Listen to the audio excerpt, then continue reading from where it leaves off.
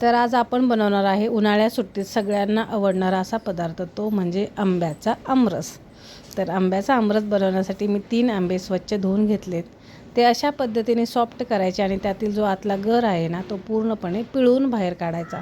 पूर्ण गर सगळा बाहेर घ्यायचा आणि ते आंबे आणि आंब्याच्या साली आणि कुया ज्या आहेत ना, त्या एका स्वच्छ पाण्याने धुवून घ्यायचं एकदा, खूप पाणी नाही टाकायचं। त्याचबरोबर आंब्याच्या ज्या गर असतो कुईला लागलेला, तोही सगळा गर काढून घ्यायचा अशा तऱ्हेने पिळून, आणि काटेच्या चमच्याने त्यातले जे गर आहे ते पूर्ण एकजीव बारीक करून घ्यायचे। हाताच्या साहाय्याने किंवा काट्याच्या ह्या चमच्याने केले तरी ते होतात छान असं। मिक्सरला फिरवलं तर त्याची चव वेगळी लागते आणि हातावर जर गर अशा पद्धतीने केले तर त्याची चव खूप छान लागते। तुम्ही नक्की एकदा करून बघा। तर एकदाच हे थोड्याशा अगदी पाण्यामध्ये स्वच्छ सगळं ते धुवून घ्यायचं। त्यातलं जे पाणी निघालेलं आहे आंब्याच्या रसाचं, ते आपल्या आमरसमध्ये मिक्स करून घ्यायचं।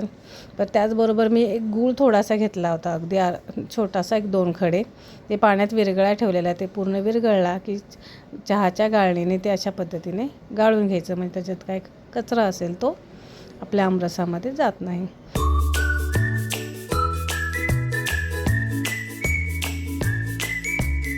आमरस कसा छान मस्त रसाळ गरगरीत असा झालेला आहे, दिसायलाही छान आणि त्याचा रंगही खूप छान आलेला आहे। त्याचबरोबर चवीपुरतं थोडंसं अगदी मीठ टाकायचं।